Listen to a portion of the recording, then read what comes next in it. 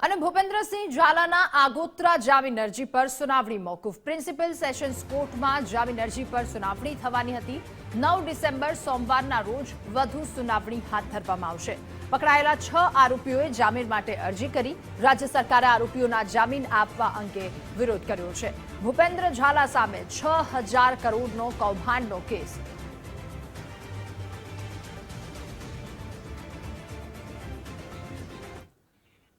અને સાબરકાંઠામાં બીઝેડ ગ્રુપની પોન્ઝી સ્કીમની સામે સીઆઈડી દ્વારા તપાસ તેજ કરવામાં આવી છે। બીઝેડનું કૌભાંડ સામે આવતા જ પોન્ઝી સ્કીમ સંચાલકો ભૂગર્ભમાં ઉતરી ગયા છે। ગુજરાત ફર્સ્ટે પોન્ઝી સ્કીમ ચલાવતી પેઢીઓનું રિયાલિટી ચેક કર્યું। બિગ બુલ નામની પેઢીનું ગુજરાત ફર્સ્ટ દ્વારા રિયાલિટી ચેક કરવામાં આવ્યું। ત્યારે આ પેઢી શેરબજારમાં ટ્રેડિંગ કરતી હોવાનું સામે આવ્યું છે। પોન્ઝી સ્કીમ સાથે કોઈ નિસ્બત ન હોવાનું તેના માલિકનું નિવેદન સામે આવ્યું। જગદીશ ગોસ્વામી કે જેણે કહ્યું પોન્ઝી સ્કીમ ચલાવનારા સામે કડક કાર્યવાહી થવી જરૂરી છે। તો આની અંદર સાહેબ કેવું છે કે અત્યારે જે સાબરકાંઠાની અંદર જે ચર્ચાનો વિષય છે જે પોન્જી સ્કીમ માટેનું એના લગતું અમારું એ નામ ચર્ચામાં આવ્યું છે। પણ અમારું સાહેબ તમે રિયાલિટી જ્યારે અત્યારે આવ્યા છો તો અમે તમને પ્રેઝન્ટ કર્યું છે કે અમારે શેરબજારનું બિઝનેસ ચાલી રહ્યું છે।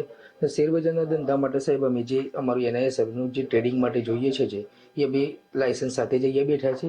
અને અમારે સાહેબ એ ટાઈપના કોઈ કસ્ટમરનું ઇન્વેસ્ટમેન્ટ લઈને અમે કામ નથી કરતા સાહેબ। અમારા નિજી રોકાણથી જ અમે કામ કરીએ છીએ।